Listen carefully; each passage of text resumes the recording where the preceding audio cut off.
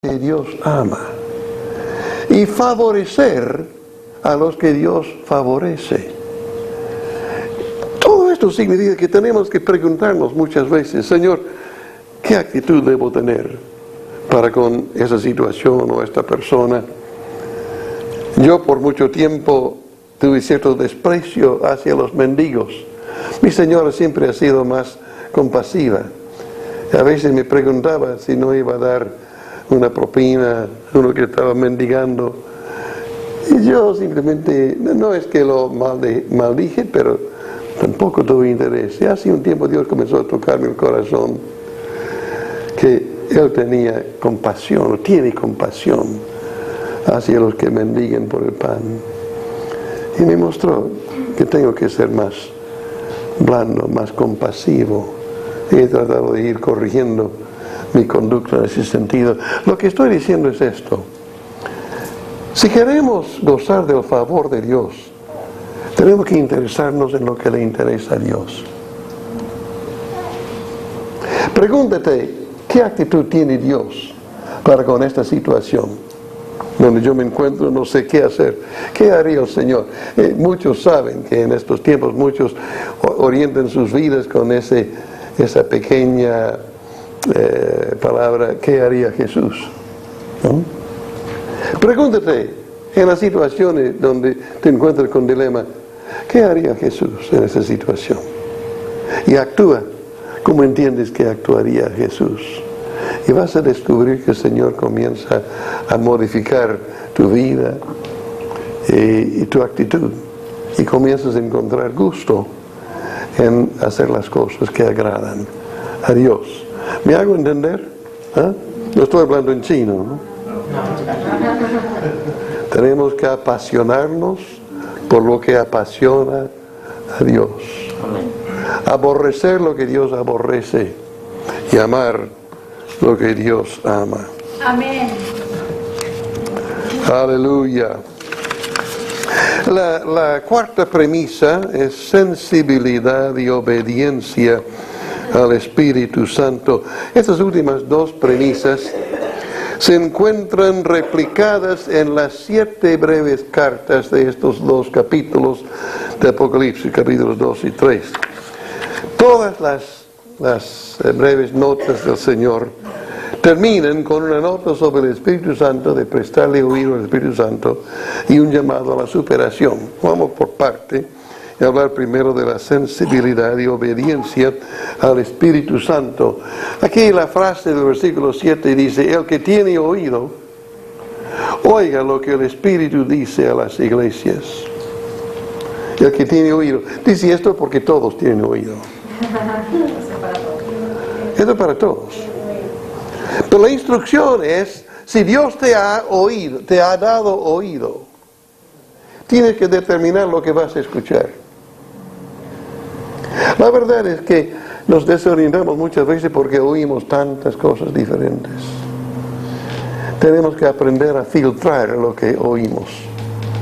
Hay cosas que oímos que no vale la pena dejar que entre en el disco rígido del cerebro. Bórrelo. Es como todo ese spam que llega en el email. Todos, estoy seguro que estamos todos en la misma situación, son más las notas que recibo que borro que las que leo. Porque si yo pierdo mi tiempo con todas esas boberías, esas pavadas que solo me hacen perder tiempo, no tengo tiempo para las cosas más importantes. El que tiene oído, ¿para qué tiene oído? Para escuchar a Dios. No hay nada más importante que oír la voz de Dios. No hay ninguna palabra que te va a orientar mejor que la palabra de Dios. Ahora, yo reconozco y he visto a muchos, cuando hablamos de este tema, decir lo mismo: pastor, yo no sé oír la voz de Dios. No es automático. Tenemos que cultivar un oído que presta atención al Espíritu Santo. Es por eso que digo que tenemos que desarrollar sensibilidad y obediencia al Espíritu Santo. No podemos obedecer si no escuchamos un mandato del Señor. Yo no puedo obedecer simplemente un impulso. Si yo actúo según mis impulsos, no estoy obedeciendo, estoy dejándome llevar por lo que surge. Y esto la verdad es que no me va a aconsejar bien, no me va a llevar a buen puerto. ¿Cómo debo oír la voz de Dios? Yo recuerdo años atrás, cuando yo dije en oración muy sencilla, Señor, yo no sé oír tu voz. Enséñame a oír tu voz. Leo el versículo en Juan, capítulo 10, creo que es el 27, donde Cristo dice, mis ovejas oyen mi voz. Yo las conozco. Yo dije, Señor, yo creo que esto corresponde a todas las ovejas. Yo soy oveja tuya. Poder oír la voz del pastor. Tú eres mi pastor. Enséñame a oír tu voz. Y saben ustedes que Dios comenzó a enseñarme. ¿Sabe por qué muchos no aprendemos a oír la voz de Dios? Primero porque no le pedimos, Señor, enséñame a oír tu voz. ¿Le pediste tú al Señor? Pide al Señor. Dile al Señor, yo quiero aprender a oír tu voz. Ahora te va a sorprender cuando descubres cómo el Señor te hace oír su voz. Las primeras lecciones en ¿cómo diríamos? Esta asignatura de aprender a oír la voz de Dios nos enseña lo que no debemos hacer. Como manejando el auto con velocidad excesiva, el Señor nos dice en un susurro adentro, baja la velocidad.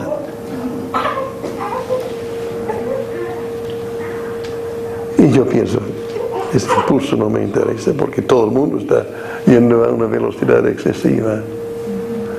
Pero si vamos a aprender a oír la voz de Dios, tenemos que hacerle caso.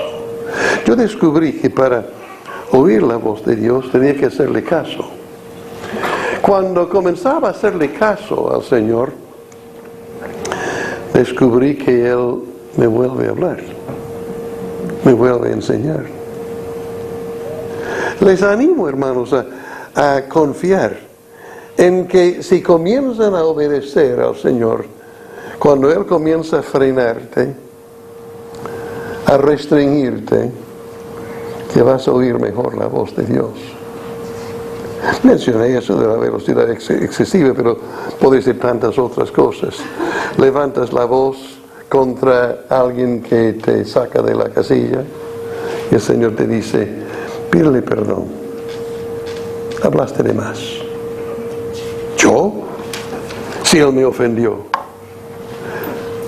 Pídele perdón.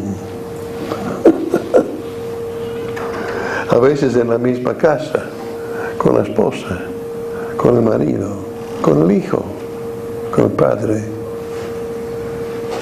Y cuando uno comienza a hacer caso a lo que comienza a percibir como la voz del Señor, descubre que el Señor le vuelve a hablar. Ahora, yo quiero advertirles una cosa, el Señor no es locuaz. Todos sufrimos en alguna medida de verborragia. Dios no sufre de verborragia. Dios nunca te dice 1000 palabras a la vez. Mi experiencia me indica que cuando me habla son 3, 4, 5, 10 palabras. No sé si porque Él discierne que tengo poca capacidad para retener, pero otros me han dicho lo mismo, que cuando perciben la voz de Dios nunca es un largo discurso. Son pequeñas orientaciones, a veces restricciones, que orientan la vida. Amados hermanos, es tan importante que desarrollemos sensibilidad a la voz de Dios, que yo insisto en esto. No vamos a poder ser un pueblo obediente si no tenemos conciencia de que estemos escuchando la voz de Dios. Y que tú, como creyente, tienes el derecho de oír la voz de Dios. Todos. Esto no es solo para los misioneros. Eso no es solo para los pastores, eso es para todos los cristianos. El Señor es el pastor de todos nosotros, no de algunos pocos, no de los mejorcitos, de todos. Y el Señor busca a los 99 cuando se desvían, porque quiere que escuchemos su voz. Yo quiero insistir en esto, hermanos. Tú tienes derecho de oír y conocer la voz de Dios, pero para eso vas a tener que disciplinarte. Les desafío, pide al Señor: Señor, enséñame a oír tu voz. No quiero andar más a la deriva, no quiero andar más confundido. Yo quiero andar en tus caminos. Enséñame a oír la voz. Te va a sorprender de la manera que el Señor usa, en una manera muy particular con cada uno, para hacerte consciente de su voz. Finalmente, la última premisa que quiero mencionar, que encontramos también en este breve pasaje, es un llamado a la superación. Termina el pasaje con esta hermosa palabra alentadora: al vencedor le daré a comer del árbol de la vida que está en el paraíso de Dios. ¿Qué significa vencer? Ayúdenme. ¿Qué entienden por vencer? ¿Qué es vencer? ¿Ah?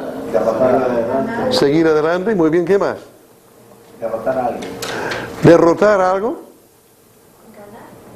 ¿Ganar? La palabra clave... Lograr una meta. ¿Ah? Lograr una meta, muy bien. Todo esto es cierto, pero la clave de vencer es que hay un obstáculo o obstáculos que hay que superar. No solo avanzar, sino avanzar pese a los obstáculos. Eso es vencer. En una competición uno está corriendo no solo, sino con otros que corren también. Y vencer sería superar los demás, a los demás, o por lo menos algunos. Eso es vencer. En la vida, ¿ah? Superar a uno mismo. Superar a uno mismo. Superar nuestro pasado. Superar nuestros propios complejos. Vencer. Fíjense que esto es una determinación que corresponde a cada uno de nosotros. El Señor ha vencido. Él animó a sus discípulos diciendo: yo he vencido al mundo. En efecto, estaba diciendo: tú también lo puedes vencer. Amados, tú puedes ser vencedor. El Señor promete cosas a los que vencen. Cada una de estas 7 cartas de capítulos 2 y 3 de Apocalipsis termina con una promesa al vencedor. Al que venciere le daré esto, al que venciere le pasará esto. Al vencedor le daré a comer del árbol de la vida que está en el paraíso de Dios. Pero el Señor siempre premia a aquellos que vencen. Amados hermanos, es imposible que avancemos si no enfrentemos y superemos los obstáculos. Todos tenemos obstáculos que superar. La verdad es que si no enfrentáramos obstáculos en la vida, no podríamos desarrollar vigor, o fuerza, o paciencia, y tantas otras virtudes se desarrollan justamente por enfrentar problemas. Mi papá me enseñaba: cuando enfrentas un problema, no pienses que todo esto es para hacerte parar. Piensa que es una oportunidad. No lo mires como problema. Contémplalo como oportunidad. Ahora estoy frente a algo que no enfrenté antes. ¿Qué debo hacer? ¿Qué debo aprender de esto? ¿Cómo puedo superar este escollo en el camino? ¿De qué manera debo seguir adelante? No es cuestión de enfrentar un obstáculo y decir: bueno, se ve que por este camino no puedo, tengo que volver atrás. Es el camino fácil. El Señor no nos lleva por camino fácil. Nos lleva por un camino lleno de obstáculos, dificultades, problemas.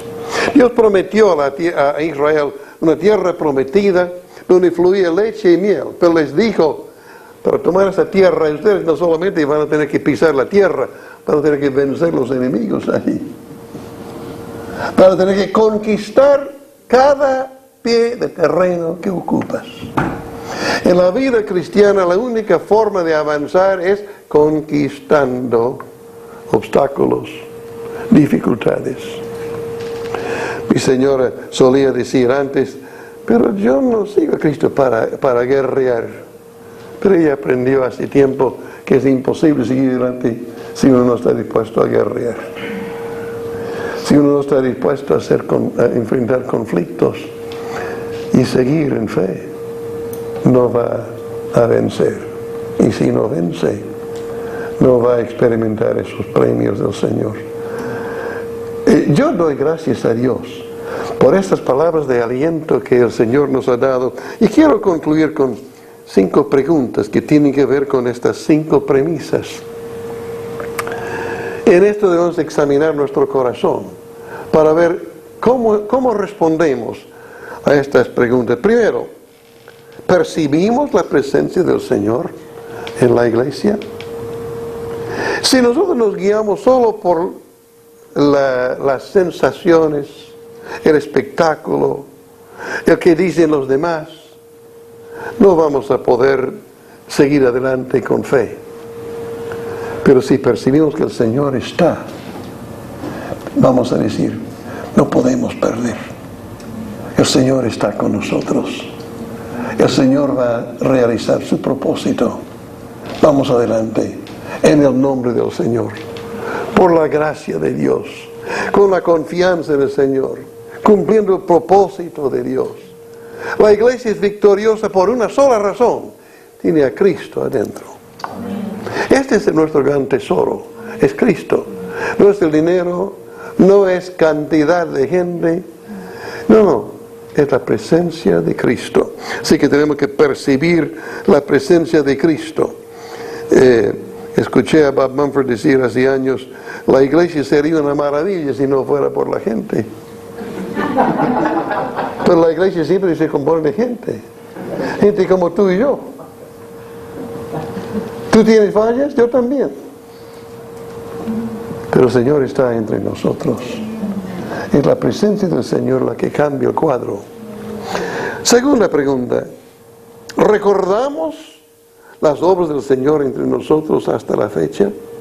Si no podemos trazar la forma que el Señor nos ha llevado hasta este buen momento, no vamos a tener orientación para seguir adelante. Vez tras vez, cuando me enfrento con una situación difícil, hago memoria de cómo el Señor me ha guiado en el pasado. Y mira tantas lecciones. El Señor dijo a Israel, después de pasar 40 años en el desierto, que les hizo pasar por ese gran desierto, por el calor, por tantas situaciones difíciles, para ver lo que había en su corazón. Alguien dijo que se descubrieron 2 cosas durante esos 40 años en el desierto. Uno es la gran fidelidad de Dios, muy a pesar de nosotros. Y la segunda cosa es nuestra infidelidad. Uno comienza el viaje pensando, yo soy gran cosa, ¿no? El Señor sacó la lotería conmigo. Pero después de una cuanta batalla se da cuenta que soy un lastre.